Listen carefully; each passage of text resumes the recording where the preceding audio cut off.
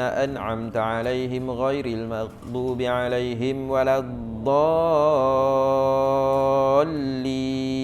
آمين. أعوذ بالله من الشيطان الرجيم. بسم الله الرحمن الرحيم. الحمد لله رب العالمين والصلاة والسلام على أشرف الأنبياء والمرسلين وعلى آله وصحبه أجمعين. اللهم ارزقنا يا ربي فهم النبيين وحفظ المرسلين وإلهام الملائكة المقربين في عافية يا أرحم الراحمين. رب زدنا علما وارزقنا فهما. وصلى الله على سيدنا محمد النبي الأمي وعلى آله وصحبه وبارك وسلم والحمد لله رب العالمين. قال رب اشرح لي صدري ويسر لي أمري واحلل عقدة من لساني يفقهوا قولي. ربي يسر ولا تعسر يا كريم. ربي يسر ولا تعسر يا كريم. ربي يسر ولا تعسر يا كريم. اللهم صل على سيدنا محمد وعلى آل سيدنا محمد. اللهم صل على سيدنا محمد وعلى آل سيدنا محمد. اللهم صل على سيدنا محمد وعلى آل سيدنا محمد. Tuan-tuan puan-puan yang dirahmati Allah Subhanahu Wa Taala, alhamdulillah pagi ni kita sambung kuliah kita menggunakan kitab Barul Mazi jilid yang kedua. Sambungan berkaitan dengan solat sunat kemudian daripada asar. Kita tengok muka surat 89 bab ke-21. Bismillahirrahmanirrahim. Qala musannif rahimahullahu ta'ala wa nafa'ana bi'ulumihi fid daraini amin. Bab ke-21, babu ma jaa fis salati ba'dal asri. Bab yang telah datang ia pada menyatakan sembahyang sunat kemudian daripada asar. Minggu lepas kita baca bab ke-21 berkaitan dengan hadis-hadis tegah sembahyang sunat selepas daripada sembahyang asar dan selepas daripada sembahyang subuh. Kemudian minggu ni dia bawa pula hadis berkaitan dengan sembahyang sunat kemudian daripada asar. Maknanya ada secara umumnya tegah sembahyang sunat selepas asar. Tapi dalam masa yang sama dia bawa hadis untuk pengetahuan kita bahawa sembahyang sunat selepas asar juga pernah dilakukan oleh baginda Nabi sallallahu alaihi wasallam. Dia nak bawa hadis tentang pernah Nabi sallallahu alaihi wasallam buat. Tapi kita dah belajar secara umum baru ni, secara jelas larangan yang boleh hanya sembahyang yang bersebab. Yang mana sebab tu datang sebelum. Bukan lepas sembahyang, sebab dia datang kemudian. Dia dah bagi contoh lah. Contohnya sembahyang yang boleh sebab tahiyatul masjid. Sebab apa sembahyang? Sebab dia masuk masjid. Dia kena sebagai menghormati masjid, sembahyang 2 rakaat. Sebab apa sembahyang? Sebab dia baru lepas ambil wuduk. Jadi sebab tu datang sebelum dia sembahyang tu ada sebab. Bukannya lepas sembahyang tu sebab datang kemudian. Contohnya sembahyang istikharah. Lepas dia sembahyang nanti dapat petunjuk. Contoh kan?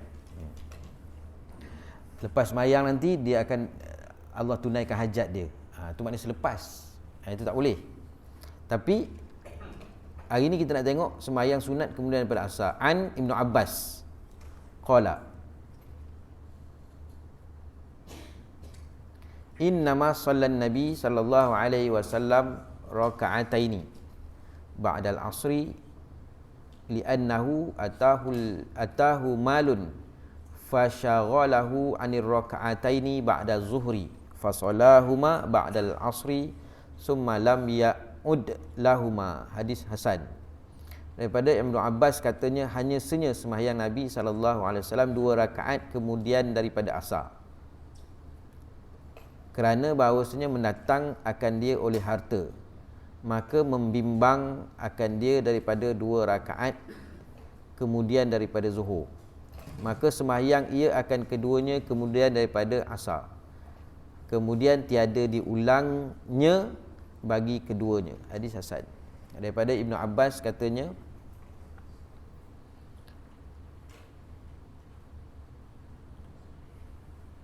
hanya saja sembahyang Nabi sallallahu alaihi wasallam 2 rakaat kemudian daripada asar. Maknanya hanya saja sembahyang Nabi sallallahu alaihi wasallam, Nabi sembahyang 2 rakaat selepas asar. Sedangkan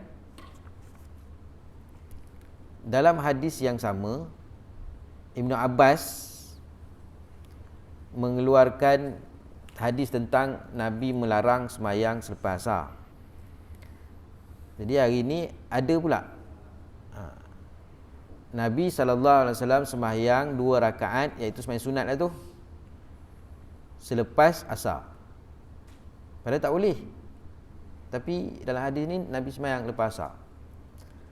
Kerana ada sebab, bahawasanya mendatang akan dia oleh harta, maka membimbang akan dia daripada 2 rakaat kemudian daripada zuhur. Maka sembahyang ia akan keduanya, kemudian daripada asar, kemudian tiada diulang lagi keduanya. Ada sebab Nabi sembahyang 2 rakaat tu sepatutnya selepas zuhur, sembahyang sunat selepas zuhur, tapi Nabi buat selepas asar. Ada sebab lah. Sebab dia mendatang akan dia oleh harta, maka memimbang akan dia daripada 2 rakaat, sibuk lah, kemudian daripada zuhur tu Nabi sembahyang lepas asar. Jadi Nabi qada. Jadi hadis ni menunjukkan boleh solat sunat selepas asar sebagaimana Nabi sallallahu alaihi wasallam, tapi qada. Jadi qada ni sembahyang yang tidak ada waktu. Kalau nak qada bila-bila boleh sembahyang, walaupun waktu tu waktu karahiyah, waktu tegah. Tapi qada yang tak boleh waktu imam sedang membaca khutbah, khatib sedang membaca khutbah. Yang tu hanya boleh sembahyang sunat tahiyatul masjid, 2 rakaat ringkas. Yang tu walaupun sembahyang qada tidak ada waktu boleh, tapi waktu tu janganlah, kan? Waktu khatib tengah baca khutbah tu, masa itulah nak qada tu jangan. Yang kita tengok orang sembahyang tu, dia sembahyang 2 rakaat je, semata-mata untuk sembahyang sunat tahiyatul masjid. Kemudian Nabi tak ulang lagi dah. Dia ada sebab. 108, ketahuilah kiranya saudaraku telah dahulu daripada bab ini menerangkan bahawa sembahyang sunat yang tiada mempunyai sebab itu makruh. Yang sebelum ni akan sebagai makruh haram. Okey, makruh ni terbahagi kepada 2. Makruh tahrim dan makruh tanzih. Catat. Makruh terbahagi kepada 2. Satu makruh tahrim, satu lagi makruh tanzih. Makruh tahrim ni dia hampir kepada makruh tahrim, hampir kepada haram. Maknanya kalau kata makruh tahrim ni dah hampir kepada haram. Dan kalau buat tu kira haram ni, dosa. Kalau makruh tanzih ni dia hampir kepada harus. Tapi bila kata makruh, benda yang dibenci, kan? Jadi jangan buat jugalah. Cuma kalau makruh tahrim tu berat lagi, hampir kepada haram.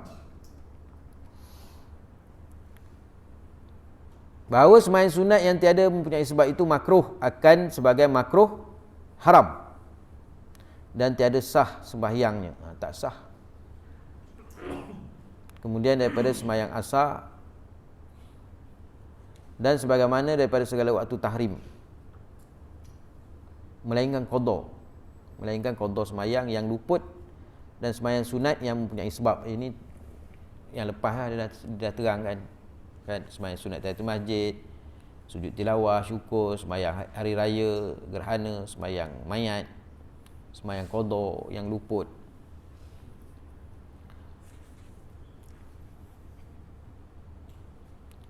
Kerana Nabi ada semayang qada luput kemudian daripada semayang asarnya. Sebagaimana disebut dalam hadis yang dikeluar oleh Tirmizi, katanya an Ibnu Abbas. Ibnu Abbas ni sebagaimana yang lepas, satu orang sahabat Nabi yang bijak lah. Dia dapat doa khusus daripada baginda Nabi SAW, Allahumma faqihu fid din wa 'allamahu ta'wil.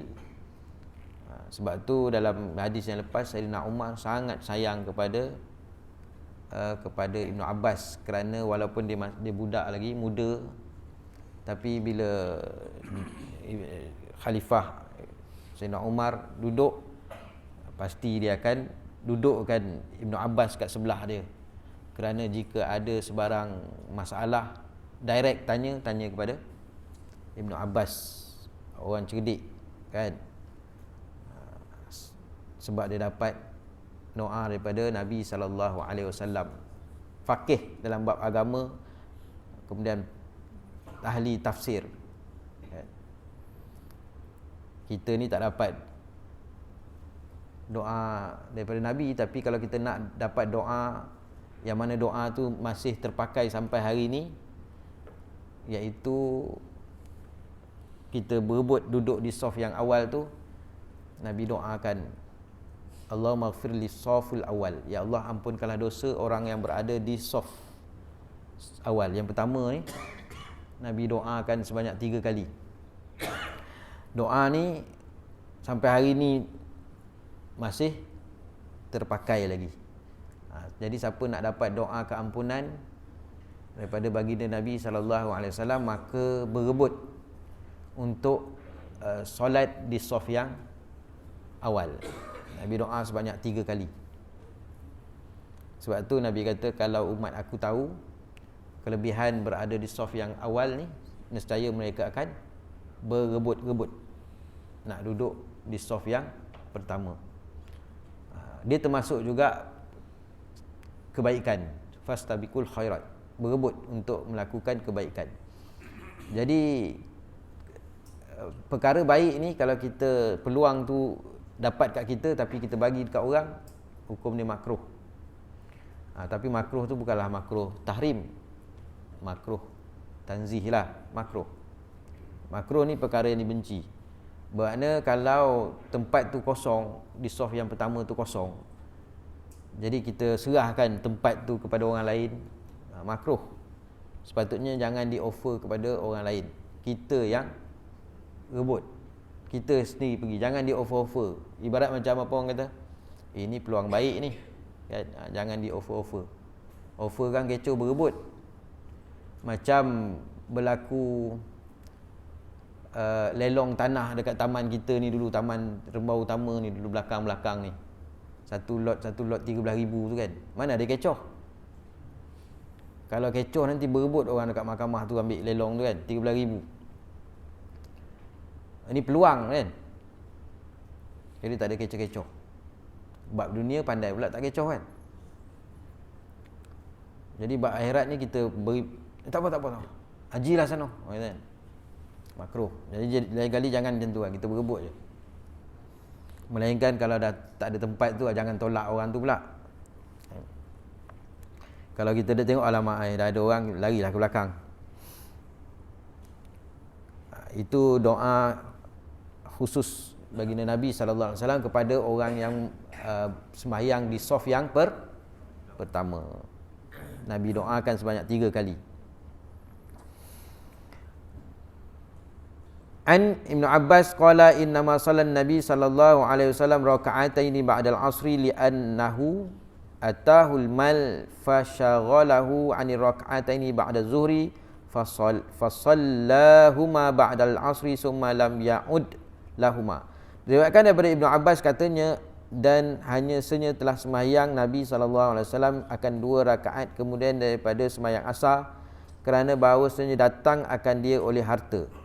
Dan riwayat dalam Sahih Muslim dan Bukhari katanya datang akan dia oleh beberapa orang dari Bani Abdul Qais dengan Islam daripada kaum mereka.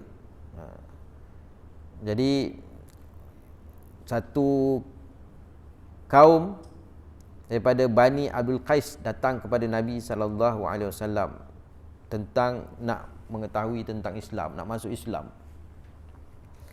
Jadi datang ni daripada jauh. Dikatakan Bani Abdul Qais ni datang daripada negara, kalau hari ni sebut Bahrain, Bahrain. Jadi datang kepada Nabi SAW. Ini bukan harta lagi, lebih besar daripada nilai harta lagi. Yang datang ni sebab nak mengenal tentang Islam. Datang akan dia oleh berapa orang daripada Bani Abdul Qais dengan Islam daripada kaum mereka itu. Maka membimbang akan dia daripada sembahyang sunat 2 rakaat kemudian daripada zuhur.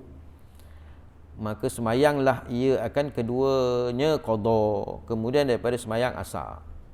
Kemudian tiadalah diulang buatnya lagi, bahkan berhenti tiada dibuatnya sentiasa hanya sekali itu sahaja.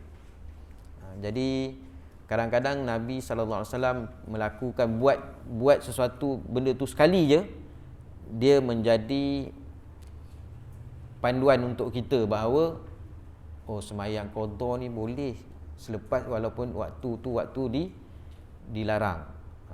Tapi Nabi buat sekali tu je lah. Walaupun Nabi buat sekali, dia menjadi panduan kepada kita bahawa boleh qada. Semayang walaupun waktu ditegah. Maknanya di sini zuhur, asar, subuh sama jugalah. Kata Abu Isa, dan pada bab ini ada riwayat daripada Siti Aisyah, Ummu Salamah, Maimunah dan Abi Musa. Kata Abu Isa lagi, bermula hadis Ibnu Abbas ialah hadis hasan.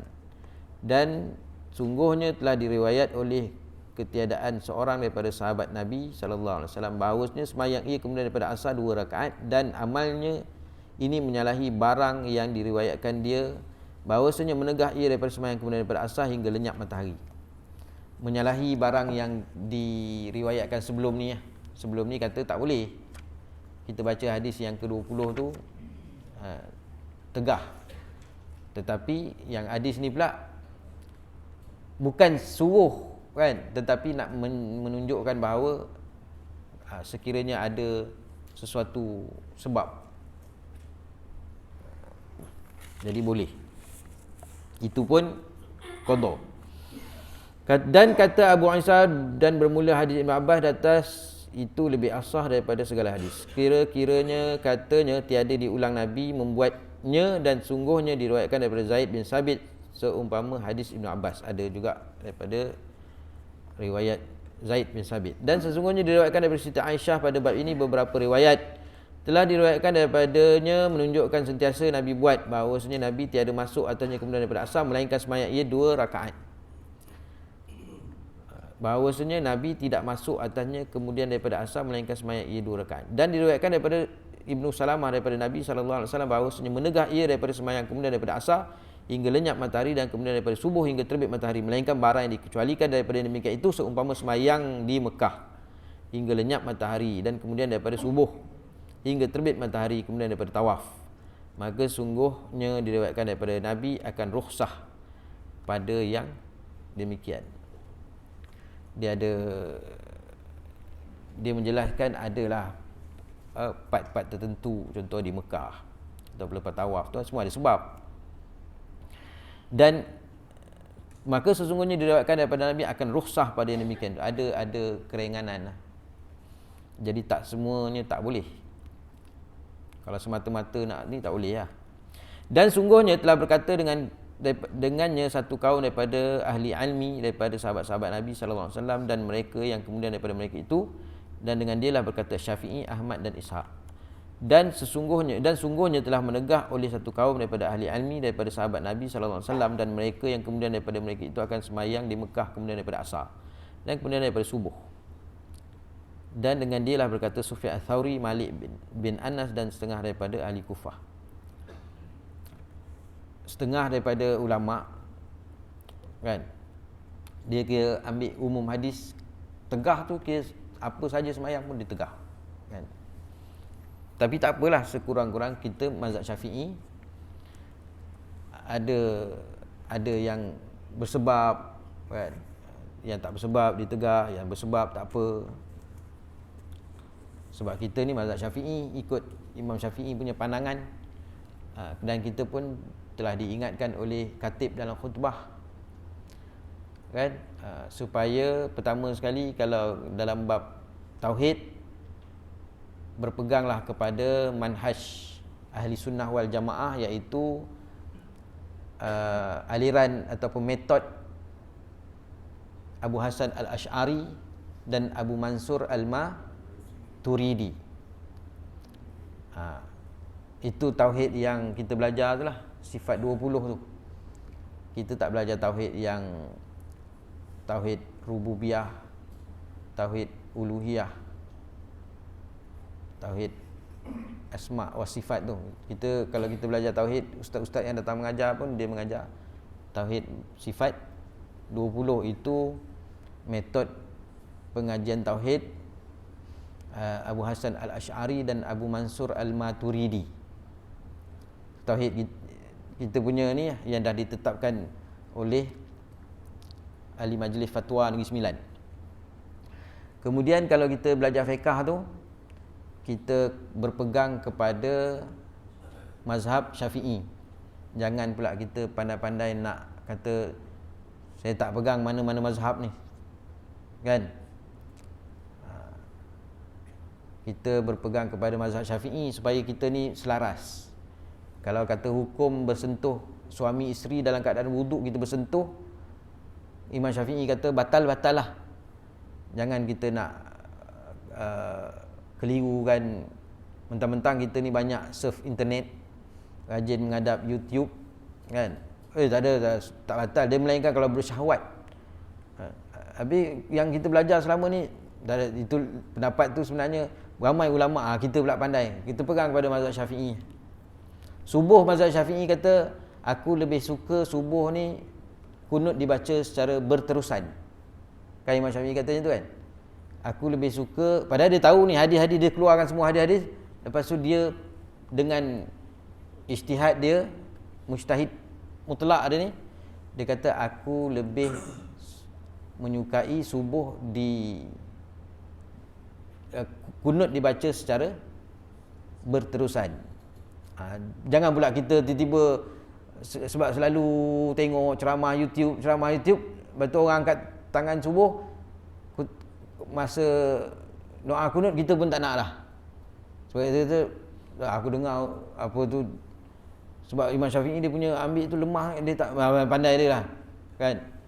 Kita dah dipesan oleh khatib setiap hari Jumaat tu, dia pesan tu sebab apa? Sebab sekarang ni dah pandangan-pandangan yang mengelirukan masyarakat tu dah masuk. Yang bercakap tu orang biasa-biasa je. Dia tegur kita sambil-sambil makan, ni sebenarnya macam ni. Sebenarnya ni macam ni benda ni tak, Nabi tak ni. Dia ngaji pun tak apa nak pandai lagi kan. Tapi bab hukum bukan main. Kemudian dijelaskan juga kalau kita nak belajar tasawuf ni, tasawuf kan, aliran yang kita belajar iaitu daripada Junaid al-Baghdadi dan Imam Ghazali. Jadi tiga ni lah kalau macam tauhid, fiqh, tasawuf. Ini tiga ni, tauhid, fiqh, tasawuf, inilah dikatakan rukun agama. Tauhid tu rukun Islam, rukun iman. Fiqh tu rukun Islam tu. Tasawuf tu yang ihsan lah, ihsan.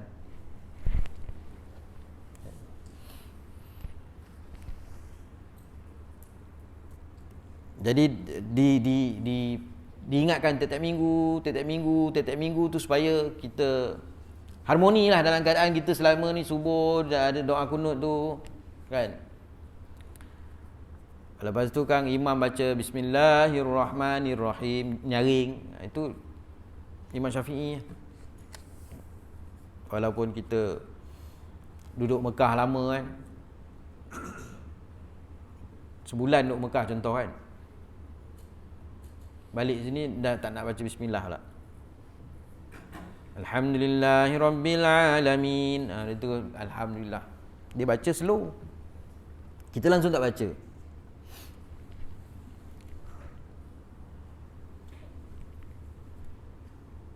Kemudian dia pesan juga kan, lagi satu dia pesan.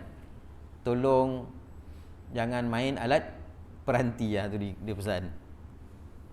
Sebab dah masyarakat kita ni kan dah tua-tua pun tak reti lagi. Duduk dalam khutbah sembang lagi. Sama juga dalam majlis ilmu kan. Majlis ilmu pun kadang sembang lagi. Azan pun bercakap lagi, kamat pun bercakap lagi. Kan? Azan pun bercakap, kamat pun bercakap. Apa lagi kita nak buat? Kita hentikanlah sekejap perkara-perkara dunia tu kan.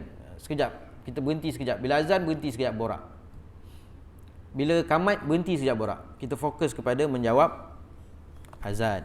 Berhenti sekejap, fokus kepada menjawab iqamah.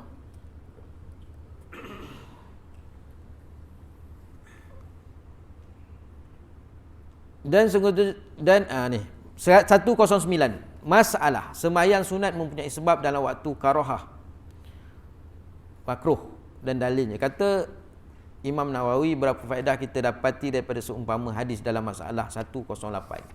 Daripada hadis 108 ni, hadis ni ada beberapa faedah ataupun ada beberapa pengajaran daripada hadis ni. Satu hadis ni tapi ada banyak dia punya pengajaran. Pertama, setengah daripadanya mengisbatkan sunat zuhur kemudian daripadanya. Maknanya lepas zuhur tu dia ada sembahyang sunat. Satu. Sebab daripada hadis ni sepatutnya Nabi sembahyang lepas sembahyang zuhur tu sembahyang sunat. Tapi Nabi tak buat kerana masyghul, sibuk dengan urusan tertentu, maka Nabi buat selepas asar. Menunjukkan bahawa sunat zuhur, selepas sembahyang zuhur tu ada sembahyang sunat.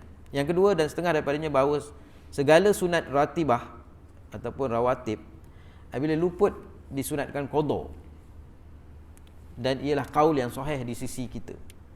Daripada hadis ni juga, daripada hadis ni menunjukkan Nabi sallallahu alaihi wasallam terluput waktu selepas zuhur tu, jadi Nabi qada waktu selepas sembahyang asar.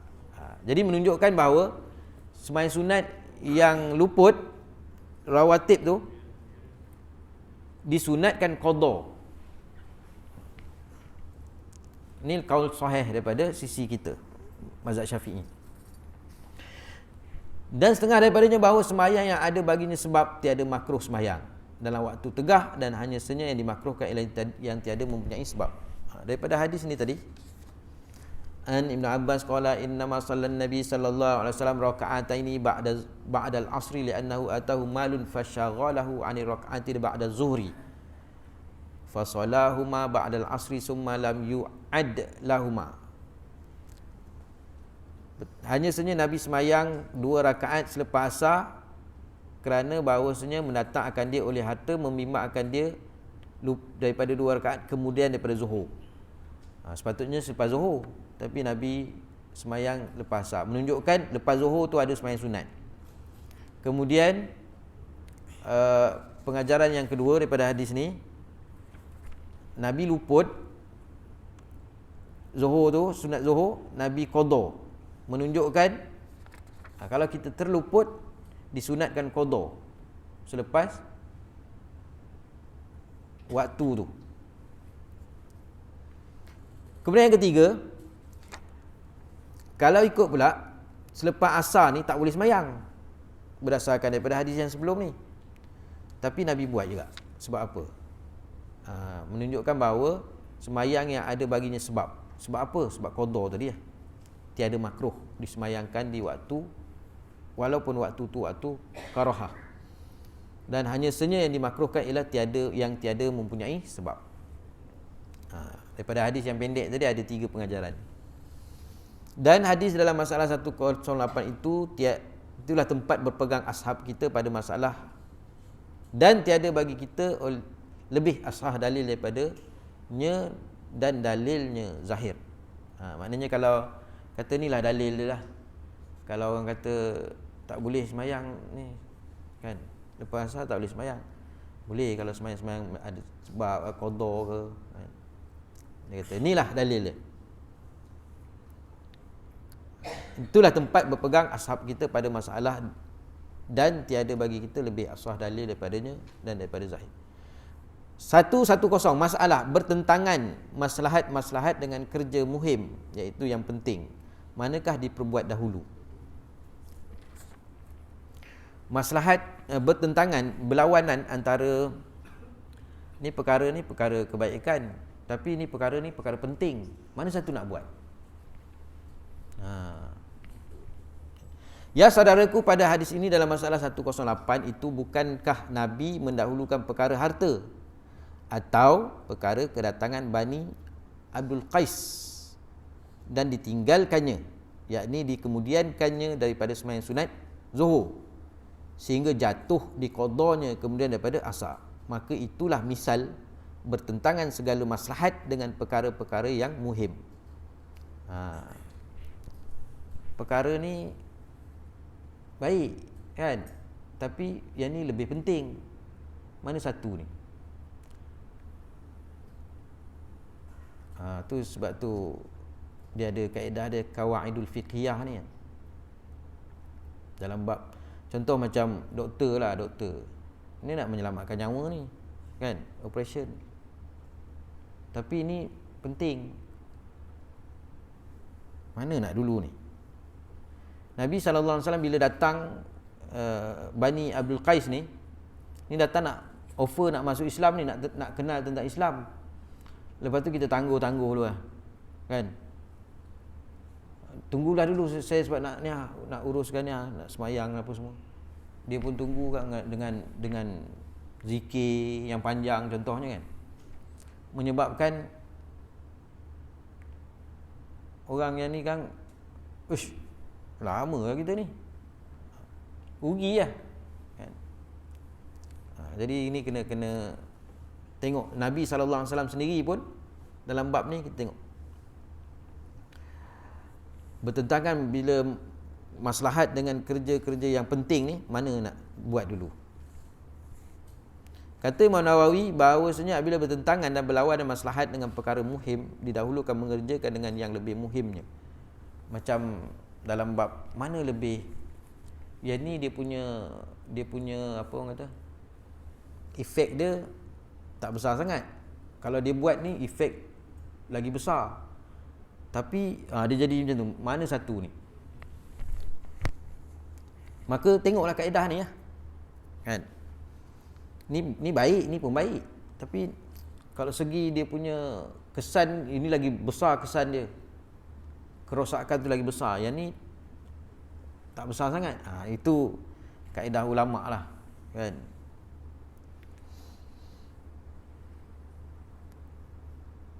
Kerana bahawasanya memulai Nabi SAW dengan bercakap dengan orang-orang datang daripada Bani Abdul Qais itu pada Islam kaum dan meninggalkan sunat Zuhur sehingga luput daripada waktunya, disebabkan berbimbang dengan menunjuk mereka itu dan memberi nasihatnya dan kaumnya kepada Islam itu terlebih penting, terlebih muhim. Sebab tu dalam hadis yang awal tadi dia kata mendahulukan perkara harta. Harta ni bukanlah harta Nabi pentingkan harta kan? Atau perkara kedatangan Bani Qais ni lebih besar lagi daripada harta, sebab ni nak masuk Islam kan? Maka kata Imam Nawawi kata Imam Nawawi rahimahullah taala, bahawasanya bila bertentang berlawan maslahat dengan perkara muhim, didahulukan mengerja yang lebih muhim, yang lebih penting. Ini tengok pada ni lah,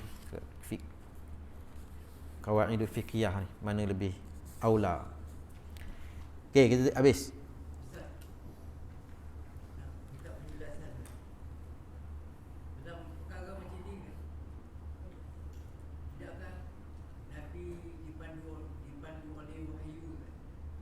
Yalah. Mana maksudnya ada ayat Quran lah yang Wa man yantiqu anil hawa wa man yantiqu anil hawa in huwa illa wahyu yuha. Nabi tidak membuat sesuatu, tidak bercakap berdasarkan hawa nafsu, tetapi semua adalah berdasarkan wahyu semata-mata. Kan? Dan setiap apa yang dilakukan oleh Nabi SAW tu menjadi panduan lah kepada kita, hikmah kepada kita. Nabi terlebih rakaat pun kan pun menjadi panduan kepada kita macam mana cara nak selesaikan masalah kalau berlaku pada kita kan. Kalau tak ada berlaku kepada Nabi SAW, maka tu yang kita tidak berlaku pada Nabi SAW, maka sebab tu Al-Quran, hukum fiqh ni kita ambil, hukum hakam syariat ni kita ambil Al-Quran, lepas tu sunnah, Al-Quran daripada hadis, kalau tak ada daripada ijma' ulama' Kalau macam ni, bab ni mudah aja ulama' nak jawab kan.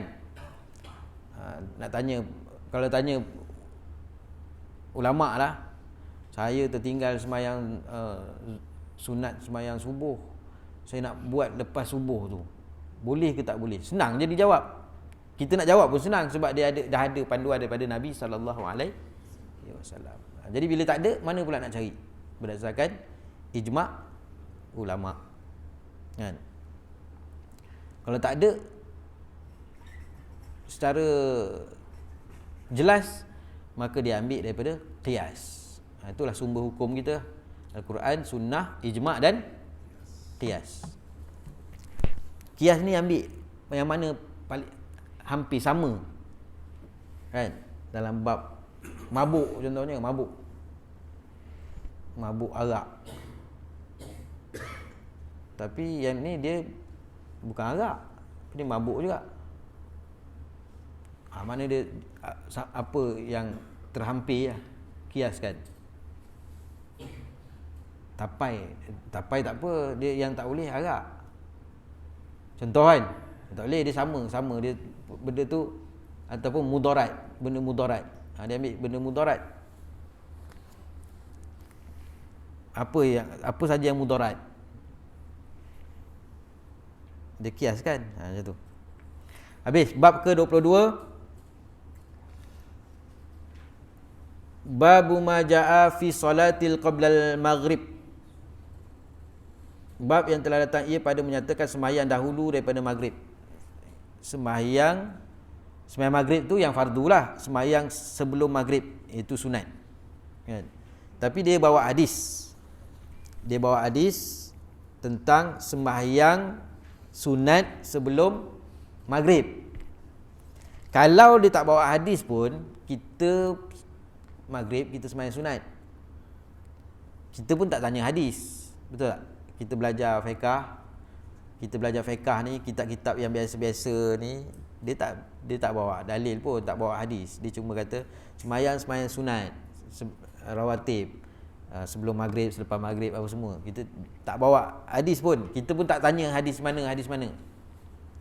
Sekarang ni je orang dah pandai mana hadis kan.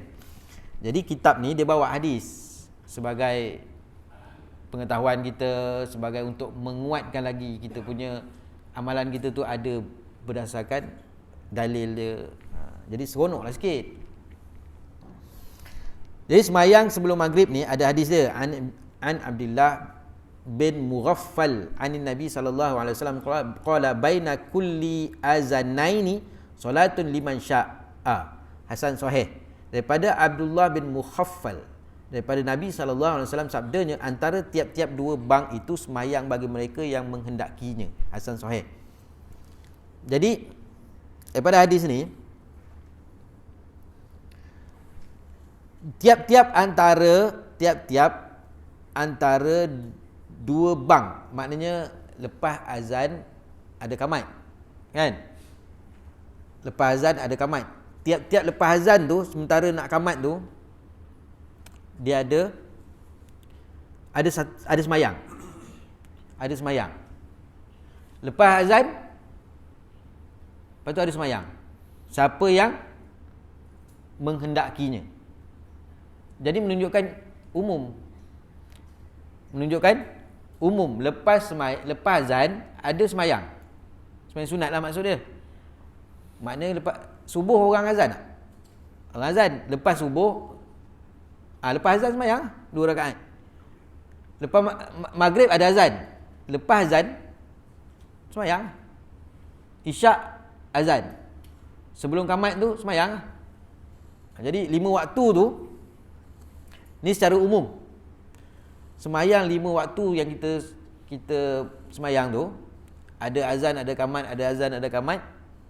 Jadi setiap kali lepas azan maka ada semayang. Di antara qamat dengan antara azan dengan qamat tu dia ada semayang. Itu umum. Jadilah lepas maghrib, sebelum maghrib ada semayang sunat, sebelum subuh ada semayang sunat, sebelum zuhur ada semayang sunat, sebelum asar ada semayang sunat, sebelum isyak ada semayang sunat. Sebab apa? Sebab hadis ni umum menunjukkan bahawa lepas azan ada semayang. Ketahuilah kiranya saudaraku, ada pula semayang sunat antara bang dan qamat semayang maghrib. Maka itulah dinamakan semayang dahulu ataupun qabliyah. Kalau yang selepas ni dinamakan ba'diyah, kan? Qabla dan ba'da. Qabla tu sebelum, ba'da ni selepas. Qabliyah, ba'diyah. Ketahuilah kerana saudaraku, ya, ada pula semayang sunat antara bang dan qamat semayang maghrib. Maka itulah dinamakan semayang dahulu daripada maghrib. Maka semayang itu ada khilaf ulama' padanya. Dia ada khilaf pula. Sekarang ni dalam bab ni ada khilaf. Sebab tu kalau kita buka kitab fiqh, setengah daripada mazhab ni dia tak meletakkan sembahyang sunat maghrib tu sebagai sunat, kan?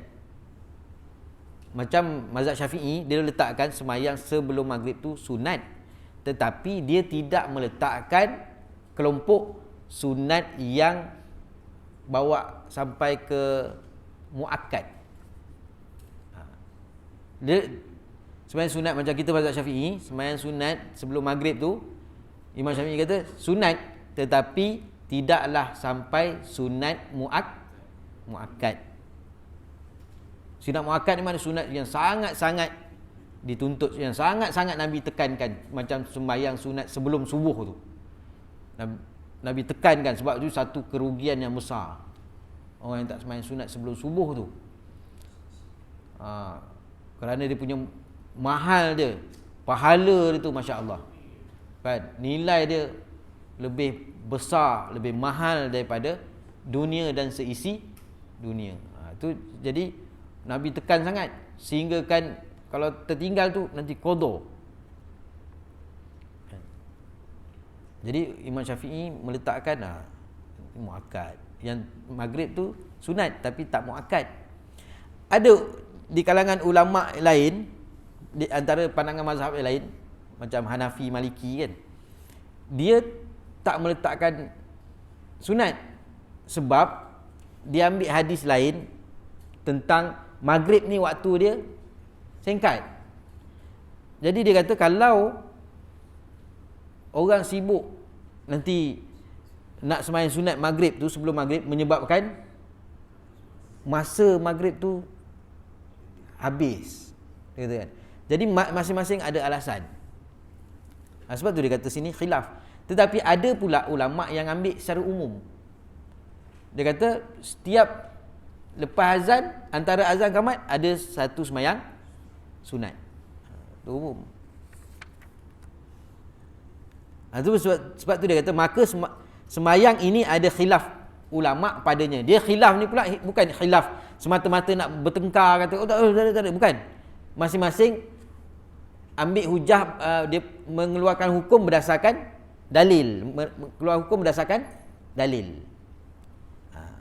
Dan mereka ni pula tak kisahlah Imam Malik tak sama dengan Imam Syafi'i tak sama dengan guru dia punya pandangan pun tak apa. Sebab apa dia boleh ijtihad sendiri? Sebab mereka ni ulama yang mujtahid mutlak. Dia boleh keluarkan pendapat dia sendiri walaupun tak sama dengan dia punya guru. Wallahu alam. Kita berhenti sampai itulah, nanti kita sambung ulang baliklah bab yang ke-22 ni. A'udzubillahi minasyaitonirrajim. Bismillahirrahmanirrahim. Alhamdulillahirabbil alamin wassalatu wassalamu ala asyrafil anbiya wal mursalin wa ala alihi washabihi ajmain. Allahumma arinal haqqan haqqan warzuqna ittiba'ah wa arinal batila batilan warzuqna ijtinabah. Allahumma ya muqallibal qulub tsabbit qulubana ala dinika wa ta'atik. Wa sallallahu ala sayyidina Muhammad wa ala alihi washabihi wa baraka wa sallam. Alhamdulillahirabbil alamin. Assalamualaikum warahmatullahi wabarakatuh. Kita tunaikan hajat